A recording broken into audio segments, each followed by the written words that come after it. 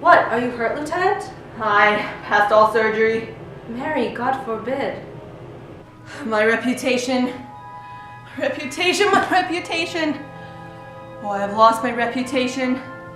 I have lost the immortal part of my soul. It remains as bestial.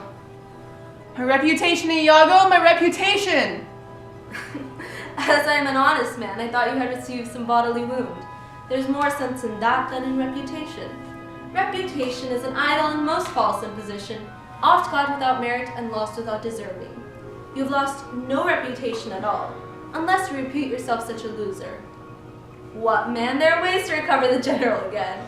You are but now cast in his mood, a punishment more in policy than in malice, even so as one would beat his offenseless dog to affright an imperious lion. Sue to him again and he is yours. I will rather sue to be despised than to deceive so good a commander with so slight, so drunk, and so indiscreet an officer. Drunk? And speak parrot? And squabble? Swagger? Swear? And discourse fustian with one's own shadow? O thou invisible spirit of wine, if thou hast no name to be known by, let us call thee devil. What was he that you followed with your sword? What had he done to you? I know not. Is it possible? I remember a mass of things, but nothing distinctly. A quarrel, but nothing wherefore. Oh God, that men should put an enemy in their mouth and steal away their brains. That we should with joy, pleasance, revel in applause, transform ourselves into beasts. Why, but you are now well enough. How came you thus recovered? It hath pleased the devil drunkenness to give it place to the devil wrath. One unperfectness shows me another, to make me frankly despise myself. Come, you are too severe a moraler. As the time, place, and condition of this country stands, I could hardly wish it had not so befallen. But since it is as it is, mend it for your own good. I will ask him for my place again. He shall tell me that I am a drunkard. Had I as many mouths as Hydra, such an answer would stop them all.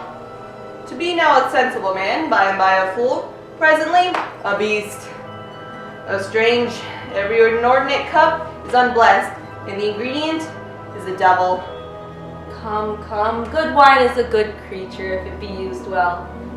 Exclaim no more against it. And good lieutenant, I think you think I love you. I have well approved of it, sir. I drunk. You or any man living may be drunk at a time, man. I'll tell you what you shall do. Our general's wife is now the general. I may say so in this respect, for he hath devoted and given up himself to the contemplation, mark, and denotement of her parts and graces.